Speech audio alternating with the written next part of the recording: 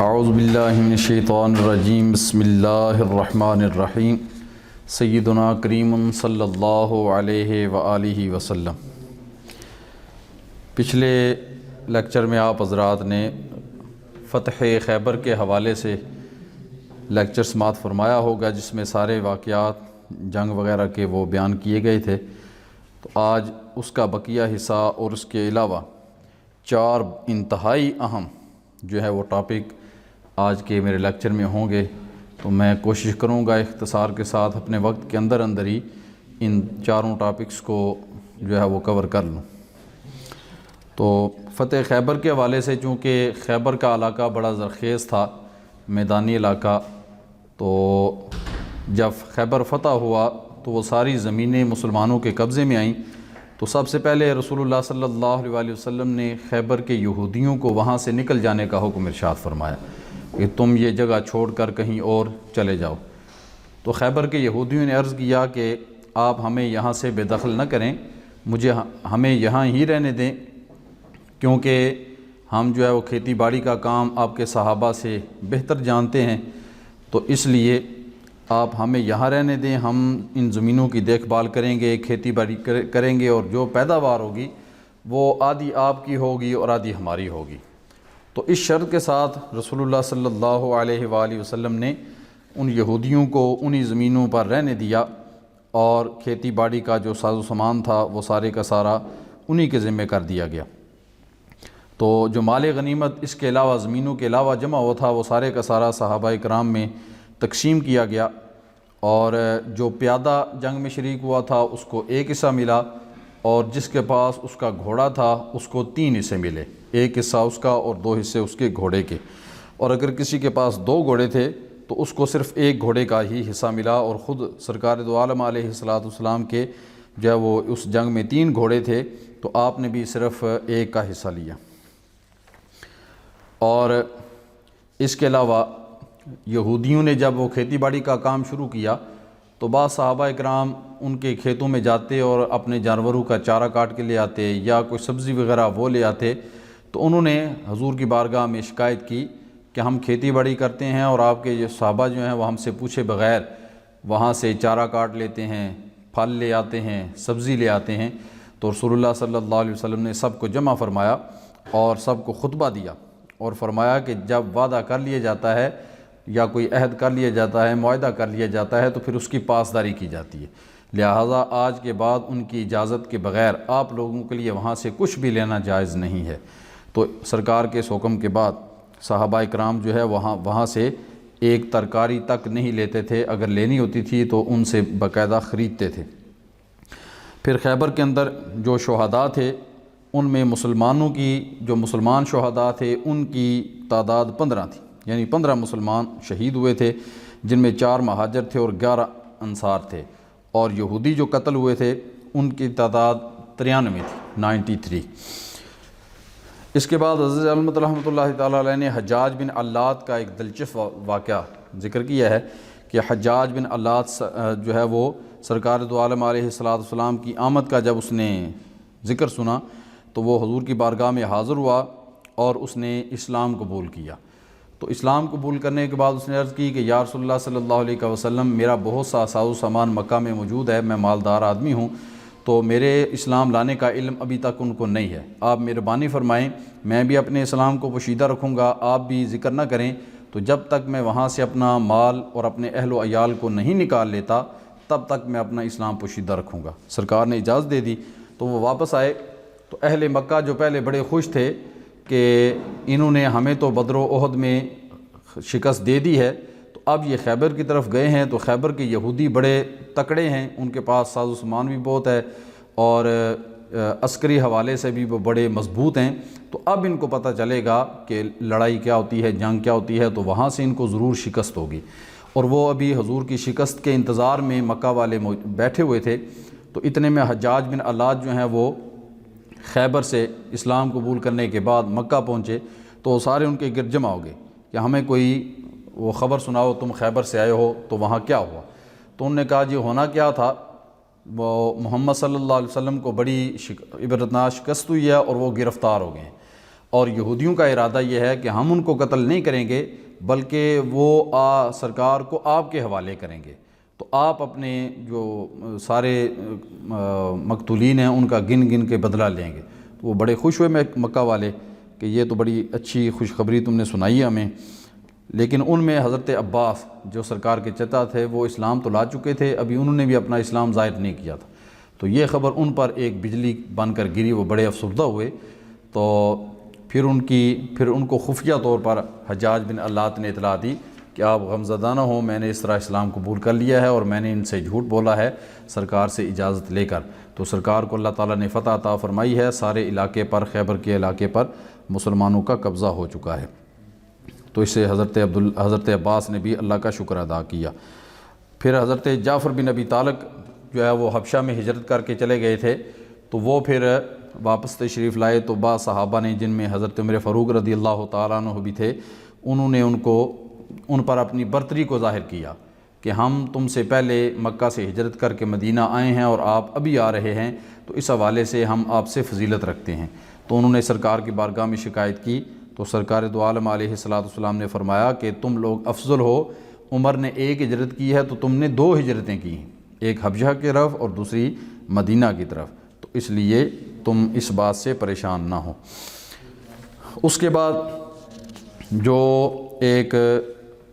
دیگر شرعی احکام، کچھ شرعی احکام جو ہیں جو خیبر کے موقع پر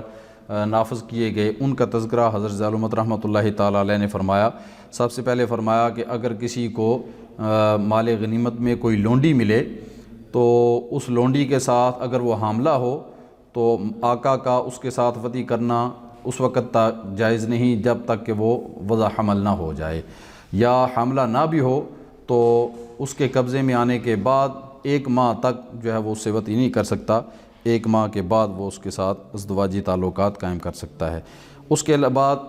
گدھوں کی حرمت کا حکم آیا کہ صحابہ کرام جو ہے وہ بھوک کی شدت میں تڑپ رہے تھے، تو یہودیوں کے کچھ گدھے ان کے قبضے میں آئے، تو انہوں نے ان کو ذبح کر کے تو دیگوں میں پکایا۔ سرکار تشریف لائے تو گوشت کے پکنے کی خوشبو آ رہی تھی، پوچھا کیا پک رہا ہے؟ صحابہ نے عرض کی یا رسول اللہ گھریلو گدھے جو ہیں وہ ہم نے پکڑے ہیں تو وہ پک رہے ہیں۔ تو حضور اکرم علیہ السلام نے جو ہے وہ ایک صحابی کو حکم ارشاد فرمایا کہ سب کو جمع ہونے کا حکم دو۔ سارے جمع ہوئے تو حضور نے ارشاد فرمایا ان اللہ ورسولہ ینہیانکم من لحوم الحمر فانھا رجس، کہ اللہ اور اس کا رسول جو ہے وہ گھریلو گدھوں سے تم کو منع کرتے ہیں کیونکہ یہ نجس ہیں، ان کا کھانا جائز نہیں ہے۔ اس کے علاوہ خچر جو ہے اس کا گوشت بھی منع کر دیا گیا، اور جو جنگلی جانور ہیں اور درندے وغیرہ ان کا گوشت بھی حرام کیا گیا، اور جو پرندے جو ہے وہ اپنے پنجوں کے ساتھ شکار کرتے ہیں ان کا گوشت بھی اس موقع پر حرام کر دیا گیا۔ اور کھجوروں کے بارے میں فرمایا کہ جب تک کھجور کا پھل جو ہے وہ تیار نہیں ہو جاتا، قابل استعمال نہیں ہو جاتا، اس وقت تک اس کو فروخت کرنا جائز نہیں۔ اور پھر کچھ مسائل جو ہیں وہ عورتوں کے ساتھ تعلق رکھتے تھے، ان کے بارے میں بھی ممانعت کا حکم فرمایا لعن یومئذ الواصلۃ والموصولۃ والواشمۃ والموشومۃ والخامشۃ وجہہا والشاقۃ جیبہا۔ واصلہ سے مراد یہ ہے وہ عورت جو دوسری عورتوں کے بال لے کر کسی عورت کے بالوں میں پیوست کر دیتی ہے، تو عورتوں کو یہ بال لگوانے سے، دوسری عورت کے بال اپنے بالوں میں لگانے سے منع کر دیا گیا۔ موصولہ جس کے بالوں کے ساتھ کسی دوسری عورت کے بال پیوست کیے جائیں تو اس پر بھی اللہ تعالیٰ نے لعنت فرمائی۔ واشمہ جو سوئی کی نوک سے کسی خاتون کے چہرے اور ہاتھوں وغیرہ پر نیلے رنگ کے نقش و نگار گھنتی ہے، آج کل بھی جو وہ ٹیٹو جو بنائے جاتے ہیں تو اس سے بھی منع کر دیا گیا، اور ایسا کرنے والوں پر لعنت کی گئی۔ والموشومۃ وہ عورت جس کے جسم پر ایسے نقش و نگار گوندے جاتے ہیں، یعنی وہ نقش و نگار بنانے والی پر بھی لعنت، اور جو بنوا رہی ہے اپنے جسم پر اس پر بھی لعنت کر دی گئی۔ الخامشۃ وجہہا جو کسی عزیز کی موت پر یا کسی دوسرے صدمہ کے وقت اپنے چہرے کو نوچتی ہے تو اس پر بھی لعنت کی گئی۔ اور الشاقۃ جیبہا اور جو کسی صدمے کی وجہ سے اپنا گریبان پھاڑ لے اس پر بھی لعنت کی گئی، یعنی ان سارے کاموں سے اس موقع کے اوپر منع کر دیا گیا۔ اور پھر اس کے بعد ایک بہت بڑی بحث جو ہے وہ متع کی حرمت کے حوالے سے حضرت ظالمت رحمۃ اللہ تعالیٰ علیہ نے نقل فرمائی ہے کہ زمانہ جاہلیت میں متع کی اجازت عام تھی، اور ایک شخص جو ہے کسی عورت کے ساتھ ایک مقررہ مدت تک ایک مقررہ رقم ادا کر کے تو تو ازدواجی تعلقات قائم کر لیتا تھا۔ تو رسول اللہ صلی اللہ علیہ وآلہ وسلم نے بھی ایک جنگ کے موقع پر صحابہ اکرام کو متع کی اجازت فرمائی تھی۔ تو اس متع کی بحث کو حضرت علامت نے بڑا تفصیل کے ساتھ نقل فرمایا ہے، اور آپ نے لکھا ہے کہ سب سے پہلے ہم یہ جاننے کی کوشش کرتے ہیں کہ متع کیا ہے۔ تو آپ لکھتے ہیں کہ ایک مرد اور عورت کا باہمی رضامندی سے ایک مقررہ مدت تک ایک متعین رقم کے عوض میاں بیوی کی طرح ایک ساتھ مباشرت کو متع کہتے ہیں۔ پھر آپ نے لکھا ہے کہ نکاح اور متع میں فرق ہے۔ نکاح کے لیے ولی کی اجازت ضروری ہے، جبکہ متع کے لیے ولی کی اجازت ضروری نہیں ہے۔ نکاح میں گواہوں کی موجودگی میں دونوں کا ایجاب و قبول ہوتا ہے، جبکہ متع میں گواہوں کی موجودگی کے بغیر رازداری کے ساتھ ہی مرد و عورت آپس میں معاہدہ کر سکتے ہیں۔ نکاح کے بعد علیحدگی کے لیے طلاق ضروری ہے، جبکہ متع میں مدت مقرر ہونے کے بعد بغیر طلاق کے ہی ان کی جدائی ہو جاتی ہے۔ نکاح میں زہار، الا اور لعان کے ضابطے جاری ہوتے ہیں، جبکہ متع میں ان امور کی گنجائش نہیں ہوتی۔ نکاح کے بعد زوجین میں سے ایک مر جائے تو دوسرا اس کا وارث ہوتا ہے، جبکہ متع میں کوئی وراثت نہیں ہوتی۔ نکاح کے بعد جو اولاد ہوگی وہ اس کے خاوند کی ہوگی، وہ ان کا انکار نہیں کر سکتا۔ متع میں لعان کے بغیر بھی مرد کر سکتا ہے، اور نکاح کے بعد طلاق یا وفات ہو جائے تو عورت کو مقررہ عدت گزارنی پڑتی ہے، جبکہ متع میں موتوعہ کی عدت ہر حال میں صرف 2 حیض ہے یا زیادہ سے زیادہ 45 دن ہے۔ تو یہ متع اور نکاح جو ہے اس کے درمیان حضرت علامت رحمۃ اللہ تعالیٰ علیہ نے جو ہے وہ فرق بیان کیا ہے۔ پھر متع کے جواز کے جو دلائل اہل تشیع جو ہیں وہ پیش کرتے ہیں، آپ فرماتے ہیں کہ ان کا پہلی دلیل یہ ہے کہ وہ کہتے ہیں کہ اجماع جو ہے یہ متع جو ہے یہ اجماع کے ساتھ ثابت ہے، کیونکہ رسول اللہ صلی اللہ علیہ وآلہ وسلم نے بھی ایک جنگ کے موقع پر جو ہے وہ متع کی اجازت فرمائی، اور وہاں پہ وہ بے شمار صحابہ کرام تھے اور کسی نے اس کا انکار نہیں کیا۔ تو اس کا مطلب ہے کہ یہ متع جو ہے یہ اجماع سے ثابت ہے، اور اجماع کا جو اجماع جو ہے وہ قطعی دلیل ہوتا ہے، اور خبر واحد کے ساتھ یا کسی ضمنی دلیل کے ساتھ اس کا انکار نہیں کیا جا سکتا، اس کو ختم نہیں کیا جا سکتا۔ تو اس لیے وہ کہتے ہیں کہ یہ متع جو ہے یہ اجماع سے ہے، اجماع صحابہ سے ثابت ہے، تو لہٰذا اس کی اجازت ہے۔ تو حضرت علامت رحمۃ اللہ تعالیٰ علیہ اس کا جواب دیتے ہوئے ارشاد فرماتے ہیں کہ یہاں 2 چیزیں ہیں، ایک ہے اباحت اور دوسری ہے اذن۔ مباح وہ چیز ہے جو اپنی ذات میں حسن اور خوبی ہو، حسن اور خوب ہو، یعنی اس کی اپنی ذات میں ہی کوئی خوبی پائی جاتی ہو، اس چیز کو مباح کہا جاتا ہے۔ اور اذن میں معزون کا ذاتی طور پر جو ہے وہ خوب ہونا ضروری نہیں ہے۔ بسا اوقات ذاتی طور پر وہ چیز از حد کبھی ہوتی ہے، لیکن کسی ضرورت کے پیش نظر اس کو استعمال کرنے کا اذن دے دیا جاتا ہے۔ مثال کے طور پر حالت اضطرار میں ایک بندہ بھوک سے مر رہا ہے اور اسے کوئی اور چیز حلال کھانے کو نہیں ملتی، تو وہاں بقدر ضرورت اپنی زندگی کو بچانے کے لیے اسے مردار یا کوئی حرام چیز کھانے کی اجازت دی جاتی ہے، اذن دیا جاتا ہے۔ تو اصل میں تو وہ چیز جو مردار ہے وہ کبھی ہے، لیکن وہاں مخصوص حالات کی وجہ سے، حالت اضطرار کی وجہ سے اس کے لیے اس کی اجازت دی جاتی ہے، اذن دیا جاتا ہے۔ تو حضرت علامت فرماتے ہیں اسی طرح یہ جو متع ہے یہ کوئی مباح عمل نہیں ہے، بلکہ فی نفس ہی یہ انتہائی حیا سوز اور شرمناک فعل ہے۔ لیکن وہ جو جہاں سرکار نے اجازت دی تھی غزوہ کے موقع پر، وہاں مخصوص حالات تھے اور صحابہ اکرام عرصہ دراز سے اپنے گھروں سے دور تھے، تو مخصوص حالات کی وجہ سے مخصوص وقت کے لیے رسول اللہ صلی اللہ علیہ وآلہ وسلم نے متع کی اجازت دی تھی، لہٰذا وہ ایک مخصوص حالت تک محدود تھا، تو اس کو جو ہے وہ ہمیشہ کے لیے دلیل نہیں بنایا جا سکتا۔ اور پھر حضرت علامت فرماتے ہیں کہ متع کی حرمت حضرت علی المرتضیٰ شیر خدا رضی اللہ تعالی عنہ سے بھی متع کی حرمت کی تائید ہوتی ہے، کہ آپ نے سنا کہ حضرت ابن عباس عبداللہ بن عباس جو ہیں وہ متع کے جواز کے قائل ہیں، تو آپ بہت غصہ ہوئے اور از راہ غضب آپ نے ان سے فرمایا کہ انکا امرؤ طائع، کہ تم ایک ایسے شخص ہو جو راہ سے بھٹک گیا ہے۔ پھر حضرت علامت فرماتے ہیں کہ پھر حضرت عبداللہ بن عباس نے بھی اپنے اس فتویٰ سے رجوع کر لیا تھا، اور وہ بھی متع کو حرام سمجھتے تھے۔ پھر متع کی حرمت کے جو دلائل ہیں وہ حضرت ظالمت رحمۃ اللہ تعالیٰ علیہ نے پیش کیے ہیں۔ سب سے پہلی دلیل قرآن پاک کی آیت مبارکہ آپ نے پیش فرمائی ہے، قد افلح المؤمنون الذین هم فی صلاتهم خاشعون والذین هم عن اللغو معرضون والذین هم للزکاة فاعلون والذین هم لفروجهم حافظون، کہ ایمان والے وہ ہیں کہ جو اپنی شرمگاہوں کی حفاظت کرتے ہیں، الا علی ازواجہم او ما ملکت ایمانہم فانہم غیر ملومین فمن ابتغی وراء ذلک فاولئک هم العادون۔ تو حضرت ظالمت فرماتے ہیں کہ یہاں مردوں کو ان کی اپنی بیویوں اور ان کی مملوکہ لونڈیوں تک محدود رکھا گیا ہے، اور ان کے علاوہ فرمایا اگر کوئی اپنی شہوت کو پورا کرتا ہے تو وہ حد سے تجاوز کرنے والا ہے۔ تو اس آیت مبارکہ میں جو ہے وہ متع کی کوئی جواز کی دلیل نہیں ملتی، بلکہ متع کی حرمت ثابت ہوتی ہے۔ اسی طرح قرآن پاک کی دوسری آیت مبارکہ جو حضرت ظالمت رحمۃ اللہ تعالیٰ علیہ نے پیش فرمائی ہے سورۃ النساء کی، فَانْكِحُوهُنَّ بِإِذْنِ أَهْلِهِنَّ وَآتُوهُنَّ أُجُورَهُنَّ بِالْمَعْرُوفِ مُحْصَنَاتٍ غَيْرَ مُصَافِحَاتٍ وَلَا مُتَّخِذَاتِ أَخْدَانٍ۔ تو اس حدیث سے بھی، اس آیت مبارکہ سے بھی متع کی حرمت ثابت ہوتی ہے۔ اس کے علاوہ ائمہ اہل بیت کی تصریحات بھی متع کے قطعی حرام ہونے پر دلالت کرتی ہیں۔ حضرت ظالمت نے حضرت ابو عبداللہ جعفر الصادق سے متع کے بارے میں نقل کی ہے روایت کہ حضرت ابو عبداللہ جعفر الصادق سے متع کے بارے میں پوچھا گیا، فقال رضی اللہ عنہ انہا الزنا، تو حضرت امام جعفر صادق نے فرمایا کہ یہ متع جو ہے یہ زنا ہے، یعنی اہل بیت کے جو ہے وہ ایک بہت بڑے امام حضرت امام جعفر الصادق وہ متع کو حرام قرار دے رہے ہیں۔ پھر حضرت ظالمت لکھتے ہیں کہ ان کی دو رنگی اہل تشیع کی یہ ہے کہ ایک طرف تو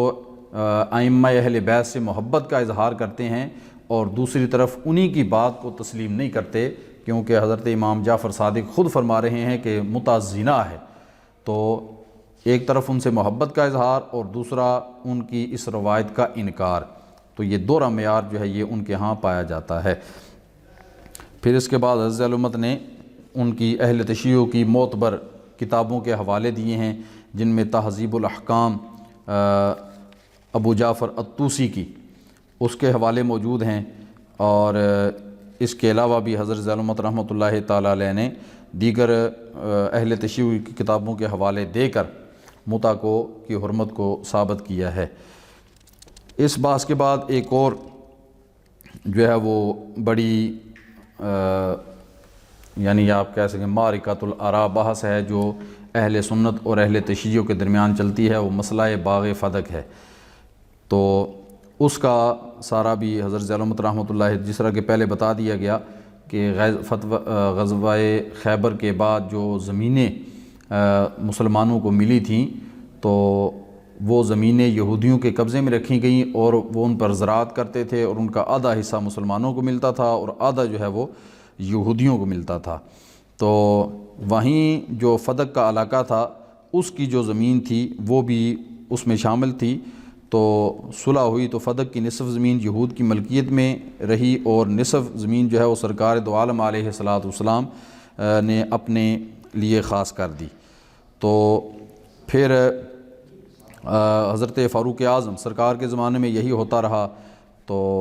وہاں پہ ایک چیز یہ ہے کہ جب یہودیوں کو وہ زمینیں دی گئیں تو سرکار نے وضاحت کر دی تھی کہ جب تک ہم چاہیں گے اس وقت تک تمہیں ان زمینوں پر رہنے دیں گے، اور جب ہم چاہیں گے تو ہم آپ لوگوں کو یہاں سے نکال سکتے ہیں۔ تو یہ اس موقع پر وضاحت کر دی گئی تھی۔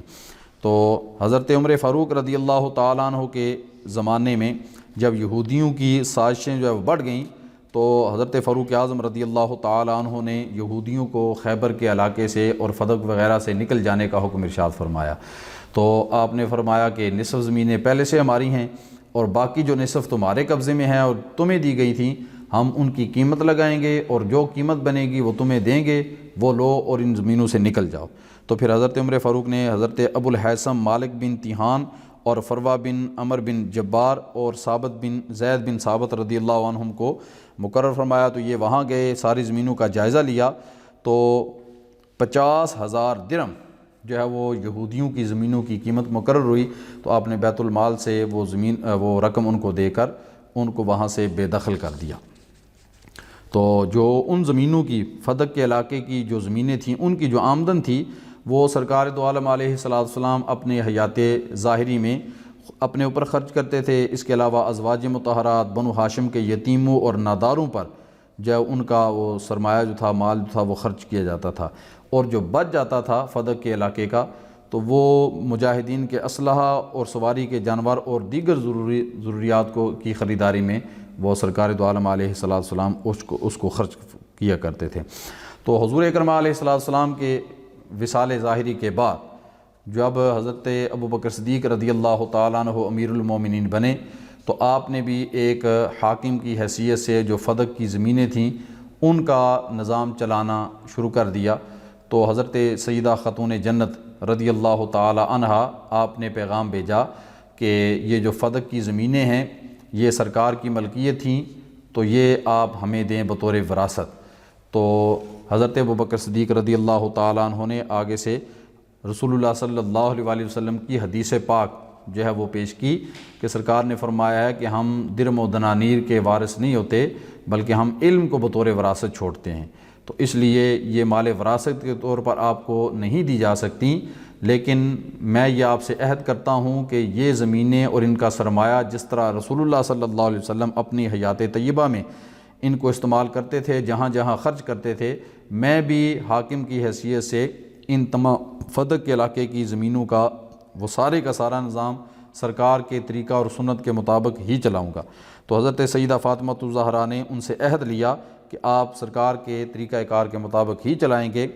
تو حضرت ابوبکر صدیق رضی اللہ تعالیٰ عنہ نے آپ کو یقین دہانی کروائی۔ تو حضرت صدیق اکبر رضی اللہ تعالیٰ عنہ کے دور میں بھی جو فدق کے علاقے کی زمینوں کی آمدن تھی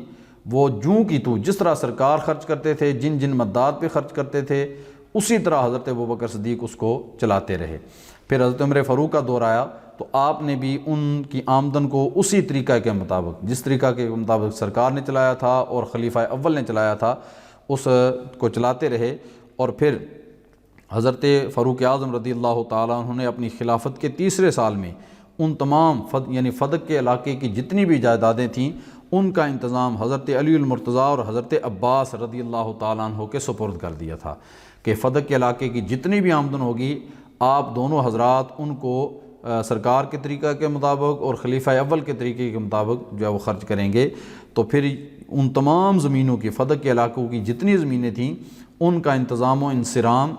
آمدن کتنی آئی ہے اور کہاں خرچ کرنی ہے، وہ حضرت علی المرتضیٰ اور حضرت عباس کرتے تھے۔ حضرت عثمان غنی کے دور میں بھی، اور پھر حضرت علی المرتضیٰ جب خلیفہ بنے تو پھر آپ خود بھی امیر المومنین بھی بن گئے اور ان تمام زمینوں کا انتظام جو ہے وہ آپ خود ہی چلاتے تھے۔ اور پھر آپ کے بعد حضرت امام حسن اور حضرت امام حسن کے بعد حضرت امام حسین جو ہے وہ فدق کے علاقے کی جتنی بھی زمینیں تھیں اور ان کی آمدن تھی ان کو جو ہے وہ خرچ کیا کرتے تھے۔ تو اس لیے سب سے پہلے تو یہ حضرت علامت نے واضح کیا کہ خلیفہ اول اور خلیفہ دوم انہوں نے ان فدق کے علاقے کی جتنی بھی زمینیں اور ان کی آمدن تھی ان کو کسی اور مد میں خرچ نہیں کیا۔ جس مد میں جن جگہوں پہ سرکار دو عالم علیہ السلام خرچ کیا کرتے تھے انہی جگہوں پر اور انہی مدات پر خلیفہ اول بھی خرچ کرتے رہے اور خلیفہ دوم بھی خرچ کرتے رہے، اور خلیفہ دوم نے تو 3 سال کے بعد اپنی خلافت کے تیسرے سال میں وہ سارے کا سارا انتظام و انصرام خود حضرت علی کے سپرد کر دیا تھا اور حضرت عباس جو سرکار کے چچا تھے ان کے سپرد کر دیا تھا۔ تو اس لیے اگر یہ قابض ہوتے نعوذ باللہ تو پھر حضرت علی جو ہے وہ جب ان کے قبضے میں یہ ساری چیز آئی تھی تو وہ ضرور ان کو ورثاء تک پہنچاتے، لیکن انہوں نے بھی نہیں پہنچایا۔ تو اس کا مطلب یہ ہے کہ بطور وراثت ان کا ان مالوں پر حق ہی نہیں تھا۔ اور پھر اس کے بعد حضرت علامت رحمۃ اللہ تعالی علیہ آپ نے وضاحت کی ہے کہ مسلمانوں کے قبضے میں جو اموال اور املاک کفار کی طرف سے حاصل ہوتی ہیں اس کی 2 قسمیں ہیں، ایک ہوتا ہے مال غنیمت اور ایک ہوتا ہے مال فے۔ مال غنیمت ہوتا ہے کہ جب جنگ وغیرہ کے بعد مسلمان اس جگہ پہ قابض ہوں تو جو چیز ملتی ہے وہ مال غنیمت کہلاتی ہے، اور جنگ کے بغیر اگر صلح کے ساتھ کفار کی طرف سے کوئی چیز ملے تو وہ مال فے ہوتی ہے۔ اور ان 2 تعریفوں کے اوپر کسی کا کوئی اختلاف نہیں ہے، اہل سنت اور اہل تشیع اس بات پہ متفق ہیں کہ کہ غنیمت وہ ہوتا ہے جو جنگ کے بعد حاصل ہو، اور فے وہ ہوتا ہے جو صلح کے ساتھ بغیر جنگ کے حاصل ہو۔ تو یہ جو فدق اور اس کے ملحقہ جو زمینیں تھیں، یہ ساری کی ساری یہ مال فے تھیں۔ اور مال فے جو ہے، مال غنیمت اور مال فے دونوں کے مصارف اللہ تعالیٰ نے قرآن پاک میں ان کو واضح کر دیا ہے۔ اور حضرت علامت فرماتے ہیں اس حوالے سے ہمیں کوئی ٹینشن لینے کی، پریشان ہونے کی ضرورت نہیں ہے۔ اور مال غنیمت جو ہیں اس کے مصارف اللہ تعالیٰ نے جو ہے وہ سورۃ الانفال کی آیت نمبر 41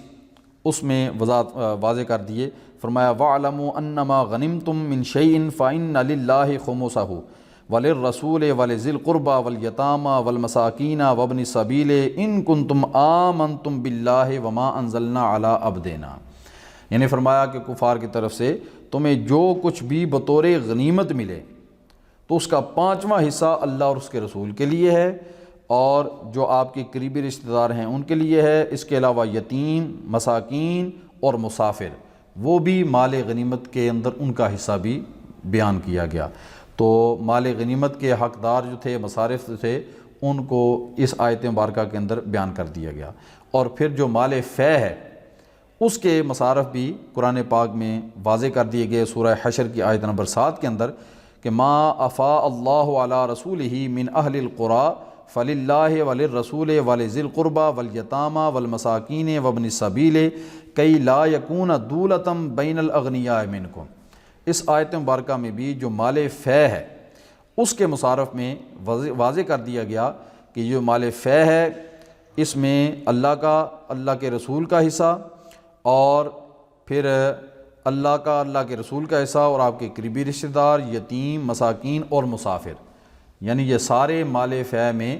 حصہ دار ہوں گے۔ ان سب پر یہ مال فے خرچ کیا جائے گا۔ اور اس کی وجہ کیا ہے؟ یعنی مال فے کے یہ مصارف کیوں رکھے گئے؟ اس لیے کہ فرمایا کئی لا یکون دولۃ بین الاغنیاء منکم، کہ کہیں ایسا نہ ہو کہ یہ جو مال فے ہے یہ چند اغنیاء تک ہی محدود ہو جائے، وہی اس پر قابض ہو جائیں۔ تو یہ مال فے جو ہے یہ اس کا پیسہ گردش میں رہنا چاہیے، اور یہ سرکار اور آپ کے عزیز و اقارب اور جو یتیم ہیں اور مسکین ہیں اور مسافر ہیں، غریب، ان سب پر یہ مال خرچ کیا جائے گا۔ تو حضرت علامت وضاحت فرماتے ہیں کہ جب مال غنیمت اور مال فے دونوں کے مصارف قرآن پاک میں واضح طور پر بیان کر دیے گئے ہیں تو اب تو جھگڑا نہیں ہونا چاہیے۔ جب مال فے کے مصارف میں جو ہے وہ بیان کر دیا گیا کہ وہ اللہ کا، اللہ کے رسول کے لیے، اللہ کے رسول کے قریبی رشتہ داروں کے لیے، اور پھر یتیم بھی اس میں شامل ہیں، مساکین بھی اس میں شامل ہیں، مسافر بھی اس میں شامل ہیں، تو پھر اگر یہ کہا جائے کہ حضرت سیدہ خاتون جنت رضی اللہ تعالی عنہا آپ نے اس کو بطور وراثت اپنے لیے طلب کیا، تو پھر اس کا مطلب یہ ہے کہ انہوں نے باقی جتنے بھی حقدار تھے ان کا حق تسلیم نہیں کیا، جبکہ قرآن پاک کی آیت میں تو دیگر مصارف بھی واضح طور پر بیان کر دیے گئے ہیں۔ تو اس لیے یہ تصور نہیں کیا جا سکتا کہ حضرت سیدہ خاتون جنت باقی مصارف کو ساکت کر کے تو وہ فرمائیں کہ میں ہی اکیلی اس کی حقدار ہوں تو یہ سارے کا سارا میرے سپرد کیا جائے۔ اس بات کا تصور حضرت سیدہ خاتون جنت سے قطعاً نہیں کیا جا سکتا۔ اور پھر حضرت علامت رحمۃ اللہ تعالی علیہ آپ نے اس چیز کو واضح کیا ہے کہ بعض شیعہ یہ کہتے ہیں کہ یہ جو فدق ہے یہ سرکار دو عالم علیہ السلام کی ذاتی ملکیت تھا، آپ نے اس کو ذاتی ملکیت بنا لیا۔ تو اس کے جواب میں جب خلیفہ اول حضرت ابوبکر صدیق رضی اللہ تعالی عنہ آپ نے سرکار کی حدیث پاک پیش کی کہ حضور نے فرمایا ہے کہ ہم مال اور متاع کو وراثت میں نہیں چھوڑتے، ہم تو علم بطور وراثت چھوڑتے ہیں۔ تو اس لیے سرکار دو عالم علیہ السلام نے فدق اور اس کی زمینوں کو اپنی ملکیت میں نہیں لیا تھا، بلکہ اس کے جو مصارف اللہ تعالیٰ نے قرآن پاک میں بیان کر دیے تھے انہی مصارف پر جو سرکار اس کو خرچ کرتے رہے، امیر اور خلیفہ اول بھی اور خلیفہ دوم بھی اور بعد والے خلفاء بھی انہی پر خرچ کرتے رہے۔ تو حضرت علامت فرماتے ہیں ایک لمحہ کے لیے اگر یہ مان بھی لیا جائے کہ یہ جو سرکار یہ سرکار دو عالم علیہ السلام بعض شیعہ یہ بھی اعتراض کرتے ہیں کہ سرکار دو عالم علیہ السلام نے اپنے وصال ظاہری سے پہلے یہ سارے کے سارے فدق کے جو زمینیں تھیں وہ حضرت سیدہ خاتون جنت کو ہبہ کر دی تھی. یعنی یہ بھی پہلے وہ کہتے ہیں کہ سرکار کی ملکیت تھی، اور پھر وہ کہتے ہیں کہ یہ ساری کی ساری زمینیں حضور نے اپنی حیات مبارکہ میں ہی جو ہے وہ حضرت سیدہ خاتون جنت کو ہبہ کر دی تھی. تو آپ فرماتے ہیں اگر ایک لمحہ کے لیے یہ مان بھی لیا جائے، اگرچہ ایسا ماننا حکم خداوندی کی سری نافرمانی ہے کہ فدق حضور کی ملکیت تھا اور وصال کے بعد ان املاک کی حیثیت ایسی تھی جو وارثوں میں بانٹ دی جاتی ہے، تو پھر وراثت کا حق صرف حضرت سیدہ بطول سلام اللہ علی ابیہا و علیہا کو کیسے پہنچتا ہے؟ اس میں تو سارے وارث حصہ دار ہوں گے، حضرت عباس، امہات المومنین اور دیگر ورثاء بھی شریک ہوں گے. صرف حضرت سیدہ کو وارث تسلیم کرنا اور باقی ورثاء کو محروم کر دینا متعدد آیات قرآنی کی صریح خلاف ورزی ہے، اور ہم سیدہ بطول کے بارے میں اس کا تصور نہیں کر سکتے. یعنی اگر ہم مان بھی لیں کہ یہ فدق جو ہے یہ سرکار کی ملکیت تھا اور یہ بطور وراثت تقسیم ہونا تھا، تو پھر قرآن کا ہی یہ اصول ہے کہ جب ایک شخص فوت ہوتا ہے تو اس کے جتنے ورثاء زندہ ہوتے ہیں ان تمام کے حصے قرآن نے بیان کر دیے ہیں، تو ان تمام میں ان کے حصص کے مطابق وہ مال وراثت تقسیم ہوتا ہے. تو اگر یہ مان بھی لیا جائے کہ یہ سرکار کی ملکیت تھا، تو پھر اس کی حقدار جو ہے وہ صرف حضرت سیدہ خاتون جنت نہیں بنتی، بلکہ اس وقت جتنی امہات المومنین حیات تھیں وہ بھی حصہ دار بنتی ہیں، اور حضرت عباس جو سرکار کے چچا تھے وہ بھی اس کے شرعی حصہ دار بنتے ہیں، اور دیگر جو ورثاء تھے وہ بھی حصہ دار بنتے ہیں. تو اگر یہ ہم مان لیں کہ حضرت سیدہ خاتون جنت نے سارے ورثاء کے حق کو تسلیم کرنے سے انکار کر دیا اور کہا کہ یہ اکیلی میں اس کی وارث ہوں، تو یہ حضرت سیدہ خاتون جنت سے ہم یہ تصور ہی نہیں کر سکتے. اور دوسرا جو شیعہ کہتے ہیں کہ سرکار نے وہ اپنی حیات طیبہ میں ہی، جب یہ ان کی دلیل رد ہوتی ہے تو پھر وہ دعویٰ کرتے ہیں کہ سرکار نے اپنی حیات مبارکہ میں ہی یہ ساری کی ساری زمینیں حضرت سیدہ خاتون جنت رضی اللہ تعالیٰ عنہ کو ہبہ کر دی تھی. تو ایک بندہ جو ہے وہ اپنی زندگی میں اپنی ساری جائیداد کسی ایک شخص کو ہبہ کر سکتا ہے، اگرچہ یہ جائز نہیں ہے اگر دیگر اولاد بھی اس کی ہو تو، یعنی دیگر ورثاء کو محروم نہیں کیا جا سکتا. تو سب سے پہلے تو یہاں پہ یہ اعتراض ہوتا ہے کہ جب سرکار دو عالم علیہ السلام نے خود جو ہے وہ اس بات کو ایک صحابی نے آ کے عرض کی کہ یا رسول اللہ صلی اللہ علیہ وسلم میں نے فلاں بیٹے کو اتنا اتنا مال دے دیا، آپ گواہ ہو جائیں. تو سرکار نے پوچھا کیا تمہاری کوئی اور اولاد بھی ہے؟ تو اس نے عرض کی کہ اور اولاد بھی ہے. تو آپ نے پوچھا کہ کیا ان کو بھی اتنا اتنا مال دیا ہے؟ عرض کیا نہیں دیا. تو حضور نے فرمایا کہ میں ظلم پر گواہ نہیں بنتا، تو باقیوں کو بھی اگر دو تو پھر تو وہ گئے اور باقیوں کو بھی اتنا اتنا مال دیا، باقی اولاد کو بھی. پھر آ کے عرض کیا تو پھر حضور نے فرمایا اب میں گواہ بنتا ہوں. یعنی اگر مان بھی لیے، اگر ان کی بات تسلیم کر لی جائے شیعوں کی کہ سرکار نے اپنی حیات مبارکہ میں یہ سارے کا سارا فدق کا علاقہ حضرت سیدہ خاتون جنت کو ہبہ کر دیا تھا، تو یہ سرکار سے تصور ہی نہیں کیا جا سکتا. یعنی جو خود دوسروں کو کرنے کی اجازت نہیں دے رہے، وہ سرکار خود کیسے وہ کام کر سکتے ہیں کہ دیگر سارے ورثاء کو محروم کر کے وہ سارے کا سارا فدق کا علاقہ حضرت سیدہ خاتون جنت کو اکیلے دے دیں؟ تو یہ سرکار سے تصور نہیں کیا جا سکتا. اور دوسرا حضرت ذیل نے وضاحت کی ہے کہ اگر ایک وہ تسلیم کر بھی لیں کہ سرکار نے یہ سارے کے سارے فدق کے علاقے حضرت سیدہ خاتون جنت کو ہبہ کر دیے تھے، تو پھر وہ ان کی جو سالانہ آمدن تھی، یعنی وہ باغ فدق اور اس کی زمینوں کی جو سالانہ آمدن تھی وہ 24,000 دینار تھی. اس دور میں درم چاندی کا ہوتا تھا اور دینار سونے کا ہوتا تھا، تو 24,000 دینار سالانہ آمدن تھی. تو اگر سیدہ خاتون جنت اکیلی ان کی مالک بن گئی تھیں، ان کو ہبہ ہو گیا تھا، تو اس کا مطلب ہے کہ ان کو سال میں 24,000 دینار جو ہے وہ باغ فدق کا وہ ملتا ہوگا جب سرکار نے ان کو دے دیا تھا. تو پھر آپ فرماتے ہیں کہ یہ 24,000 دینار موجودہ دور کے حساب سے ان کی مالیت جو ہے وہ 2,24,000 روپے بنتی ہے، یعنی 2.5 لاکھ کے قریب جو ہے وہ سالانہ آمدن اس کی بنتی ہے. تو حضرت ذیل فرماتے ہیں کہ جس بندے کی سالانہ آمدن 24,000 دینار یا 2.5 لاکھ روپے ہوں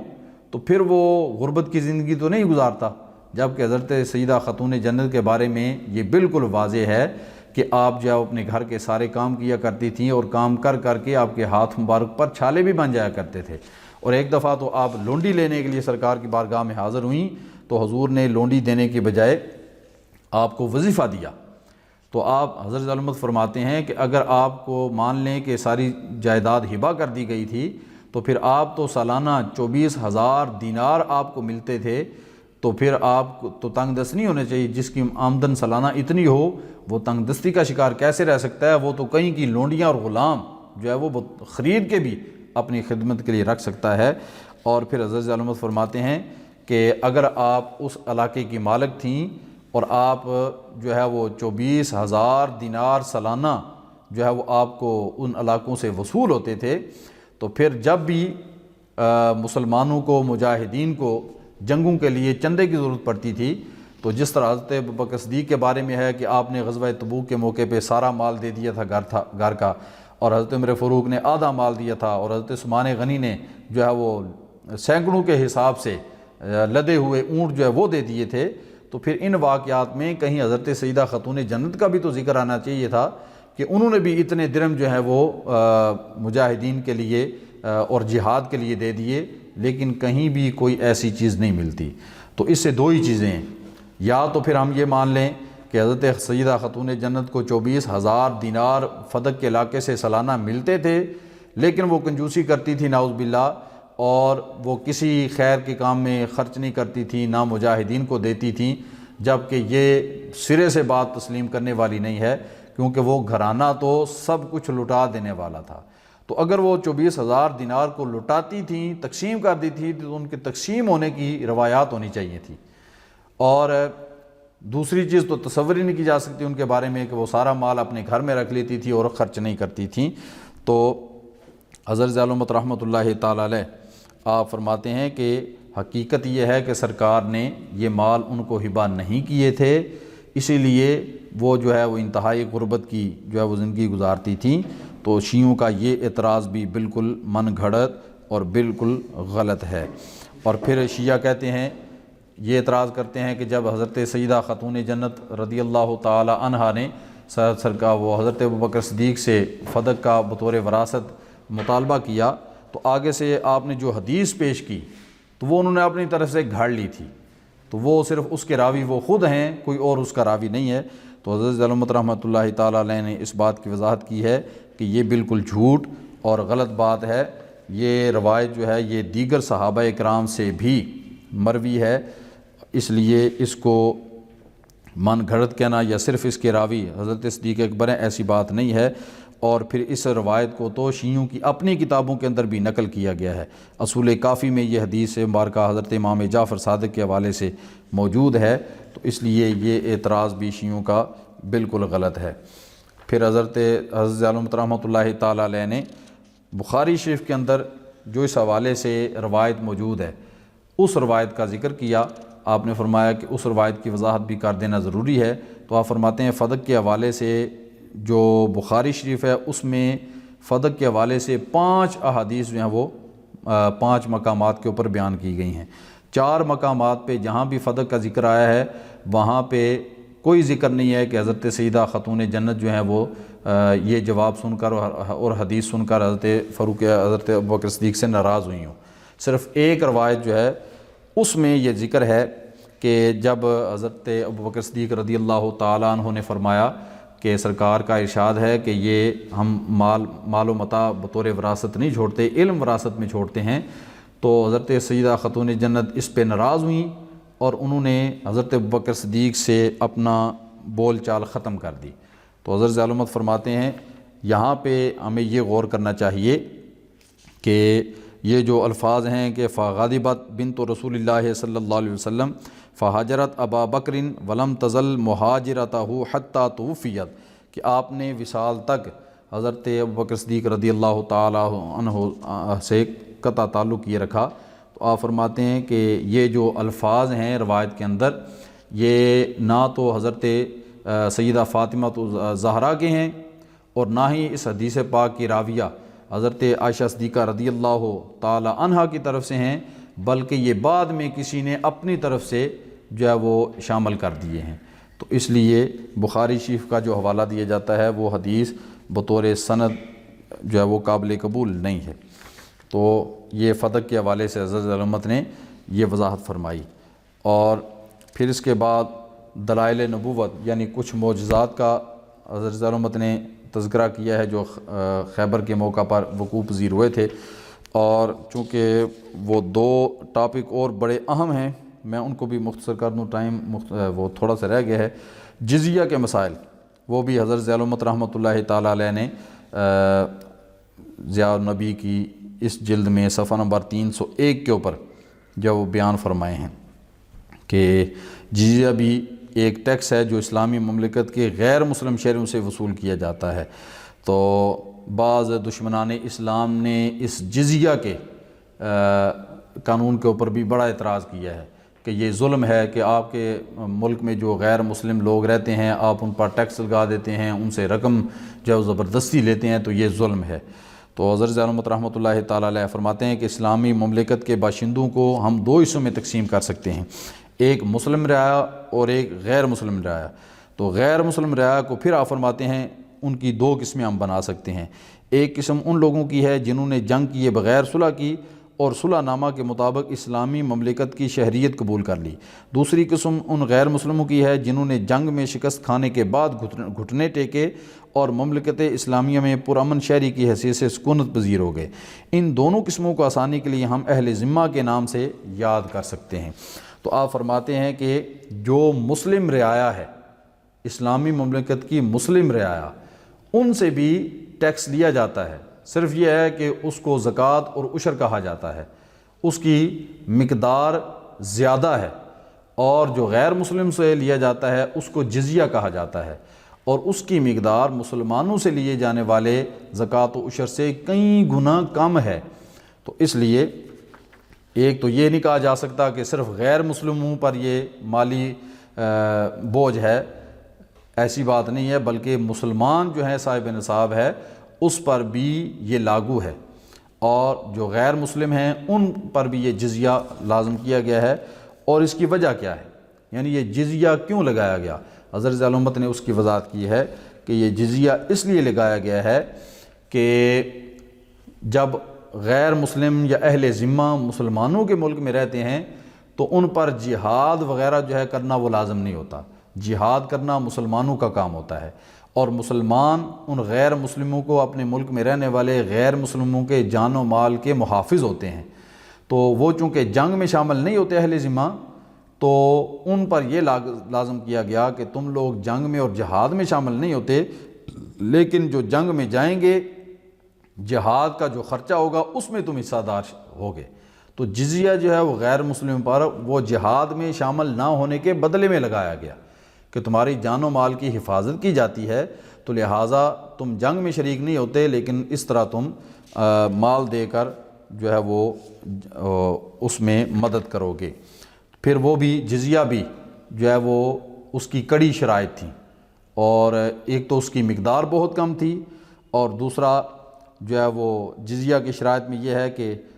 جس پر جزیہ ہوگا وہ عقل مند ہوگا تو اس پر جزیہ ہوگا، اگر کوئی نابالغ ہے یا کوئی پاگل ہے کافر مسلمانوں کے علاقے میں تو اس پر جزیہ لازم نہیں کیا جاتا۔ اسی طرح جو جسمانی عوارض سے محفوظ ہوگا یعنی تندرست ہوگا اس پر جزیہ ہوگا، اور اگر کوئی اپاہج ہے، اندھا ہے، یا بالکل بوڑھا ہو چکا ہے، یا کسی دائمی مرض میں مبتلا ہے تو وہ بھی جزیہ سے مستثنیٰ ہوتا تھا۔ اسی طرح جو آزاد ہوتا تھا غیر مسلم مسلمانوں کے ملک میں اس پر جزیہ ہوتا تھا، اور اگر کوئی محکوم یا غلام ہوتا تھا تو اس پر جزیہ نہیں ہے۔ اسی طرح ایسا مفلس جو مفلس نہ ہو یعنی مالدار ہو اس پر جزیہ ہے، اور اگر کوئی غیر مسلم ہے، تندرست بھی ہے لیکن مفلس ہے، غریب ہے، تو اس پر جزیہ نہیں ہوتا تھا۔ تو یہ جزیہ کے لازم ہونے میں بھی انتہائی آسان، جو ایک تو مقدار اس کی بہت کم، پھر اس کی شرائط جو ہے وہ بھی بہت کڑی رکھی گئی۔ اور پھر حضرت ضیاء الامت نے فرمایا کہ موجودہ دور میں جزیہ جو ہے وہ اس لیے ساقط کر دیا گیا کہ اس دور میں تو غیر مسلم جنگ میں نہیں جاتے تھے، جہاد میں نہیں جاتے تھے، تو اس لیے ان پر جو ہے وہ جزیہ لازم کیا گیا۔ تو جب سے غیر مسلموں نے جنگوں میں جانا شروع کر دیا ہے، جنگوں میں شامل ہونا شروع کر دیا ہے، تو تب سے ان پر جزیہ جو ہے وہ ساقط کر دیا گیا ہے۔ جزیہ کے بعد پھر ایک درمیان میں جو ہے وہ سرکار دو عالم علیہ السلام کا فتح خیبر کے بعد مدینہ آنا اور خیبر سے لے کے مدینہ آنے تک درمیان میں جو واقعات ہوئے ان کو ذکر کیا ہے کہ جن میں فجر کی نماز کا قضا ہونا وہ بھی ہے،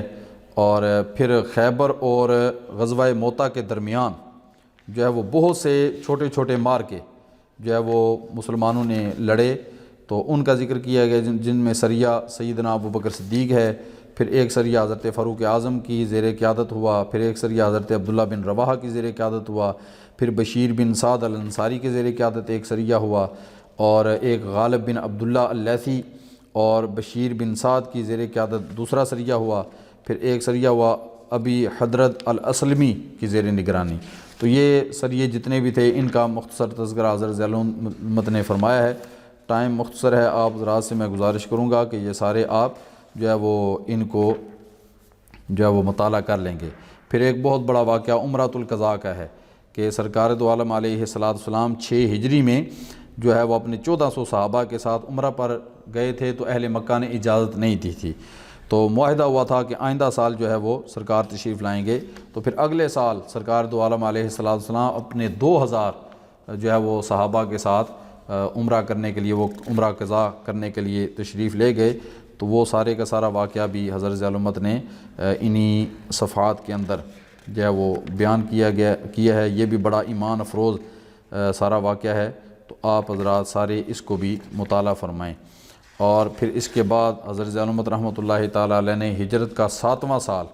جو ہے اس کو 8واں سال بلکہ اس کا آغاز کیا ہے، تو 8ویں سال میں جو ہے وہ صفر کے مہینے میں حضرت عمر بن عاص، حضرت خالد بن ولید اور حضرت عثمان بن طلحہ، یہ 3 جلیل القدر ہستیاں جو ہیں وہ اس سال مسلمان ہوئیں۔ ان کے اسلام لانے کا واقعہ بھی حضرت ذی العلومۃ نے تفصیل سے یہاں پہ نقل فرمایا ہے۔ تو ٹائم چونکہ بالکل ختم ہو گیا ہے، تو میں اب تفصیلات آپ کو نہیں بیان کر پا رہا ہے، تو بہت ضروری۔ پھر اس کے بعد غزوہ موطا جو ہے وہ بھی ایک بڑا تاریخی جنگ ہے، اور یہ ماہ جمادی الاول 8 ہجری میں موطا کے مقام پر اسلامی لشکر کی پہلی ٹکر رومی فوجیوں سے ہوئی۔ پہلے جو جنگیں تھیں وہ یہودیوں سے تھیں اور مشرکین مکہ سے تھیں، تو اب اہل روم سے پہلی جنگ تھی مسلمانوں کی غزوہ موطا۔ تو قیصر روم اس میں 1,00,000 جو ہے وہ اپنے سپاہیوں کو لے کر مسلمانوں کے مقابلے میں آیا تھا، جس میں بہت سے زرہ پوش بھی تھے اور ساز و سامان سے لدے ہوئے 1,00,000 افراد، یعنی لشکر جرار تھا۔ ہرقل خود اس کا جو ہے وہ سپہ سالار تھا، اور اس دوسری طرف سے سرکار دو عالم علیہ السلام نے صرف 3000 صحابہ کرام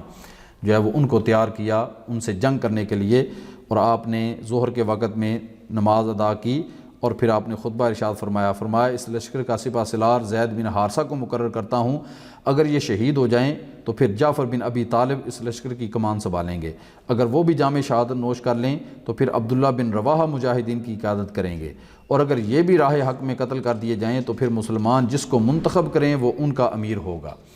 تو 1,00,000 کے لشکر جرار کے مقابلے میں 3000 صحابہ اکرام جو ہے وہ تشریف لے گئے۔ جنگ شروع ہوئی، تو اس جنگ میں جو سرکار نے ترتیب بیان فرمائی تھی، حضرت زید بن حارثہ بھی شہید ہو گئے، پھر قیادت جو ہے حضرت جعفر بن طیار کے پاس آئی، پھر آپ بھی لڑتے لڑتے شہید ہوئے، پھر حضرت عبداللہ بن رواحہ نے قیادت سنبھالی، وہ بھی شہید ہو گئے، اور پھر اس کے بعد جو وہاں پہ مجاہدین تھے انہوں نے مل کر حضرت خالد بن ولید کو اپنا جو ہے وہ سپہ سالار مقرر فرمایا۔ تو حضرت خالد بن ولید رضی اللہ تعالیٰ عنہ آپ نے جب قیادت سنبھالی تو آپ نے فوراً سے جو ترتیب تھی وہ ساری کی ساری بدل دی، یعنی جو صحابہ پہلے آگے اگلی صفوں میں لڑ رہے تھے ان کو پچھلی صفوں میں کر دیا، اور جو پچھلی صفوں میں تھے وہ ان کو آگے کر دیا۔ تو اب اگلے دن جب جنگ شروع ہوئی تو وہ رومیوں کے سامنے نئے لوگ تھے، نئے چہرے تھے، تو وہ گھبرا گئے کہ شاید ان کو راتوں رات کہیں سے کمک آ گئی ہے کہ یہ لوگ تو ہم نے پہلے لڑتے ہوئے نہیں دیکھے تھے، تو ایک ان پر رعب طاری ہو گیا اس حکمت عملی سے۔ تو حضرت خالد بن ولید رضی اللہ تعالیٰ عنہ نے وہاں سے لڑتے لڑتے جو ان کے ساتھی تھے ان کو جو ہے وہ جنگ سے باہر نکالا، اور اس طرح جو ہے یہ جنگ ختم ہوئی۔ تو بعض جب یہ صحابہ کرام واپس پلٹے تو بعض لوگوں نے ان پر طعن و تشنیع شروع کر دی کہ تم لوگ جنگ سے بھاگ آئے ہو۔ تو حضرت ظالمت نے اس بات کی وضاحت کی ہے کہ جب ابتداً مسلمانوں کے جو سپہ سالار تھے وہ شہید ہو رہے تھے تو کچھ مجاہدین جو ہے وہ گھبرا کر جنگ سے باہر نکل آئے تھے، تو وہ جب مدینہ پہنچے تو ان پر لوگوں نے طعنے کسے، اور یہ ان کے بارے میں ہے کہ ان پر لوگوں نے مٹی ڈالی اور ان کو بزدل کہا اور بگھوڑا کہا، جبکہ حضرت خالد بن ولید رضی اللہ تعالیٰ عنہ وہ تو اپنے 3000 ساتھیوں کے ساتھ جان ساری کے ساتھ اور بہادری کے ساتھ جو ہے وہ لڑے، اور لڑتے لڑتے آپ کے ہاتھ میں 9 تلواریں جو ہے وہ ٹوٹی تھیں، اتنا آپ گرم جوشی کے ساتھ جو ہے وہ آپ نے جنگ میں حصہ لیا، اور اس جنگ میں صرف 12 جو ہے وہ مسلمان وہ شہید ہوئے تھے۔ تو حضرت ظالمت نے فرمایا کہ یہ مارکہ بھی رومیوں کے خلاف مجاہدین کا بڑا جو ہے وہ تاریخی مارکہ تھا، جس میں اللہ تعالیٰ نے مسلمانوں کو سرخروئی عطا فرمائی۔ تو یہ غزوہ موتا، پھر اس کے بعد حضرت جعفر بن طیار کے اہل خانہ کے ساتھ سرکار کا تعزیت کرنا اور ان کے گھر والوں کے لیے کھانا تیار کروانا، اور پھر ان کو تسلی دینا کہ میں دیکھ رہا ہوں کہ جعفر جو ہیں وہ جنت میں فرشتوں کے ساتھ اڑ رہے ہیں، کیونکہ جنگ میں ان کے دونوں بازو کٹ گئے تھے۔ تو حضور نے ان کے اہل خانہ کو بتایا کہ میں دیکھ رہا ہوں کہ اللہ تعالیٰ نے جعفر کو جنت میں ان کے بازوؤں کے بدلے میں پر عطا کیے ہیں، اور وہ جنت میں فرشتوں کے ساتھ جو ہے وہ پرواز کر رہے ہیں، تو اسی وجہ سے ان کو جعفر طیار کہا جاتا ہے۔ تو یہ انتہائی اختصار کے ساتھ میں نے انتہائی اہم باتیں جو ہے وہ ان کو آپ کے گوش گزار کیا ہے۔ آپ حضرات ضرور ان ابحاث کا لفظ بلفظ مطالعہ کریں، تو آپ کے ایمان میں اضافہ ہوگا۔ والسلام۔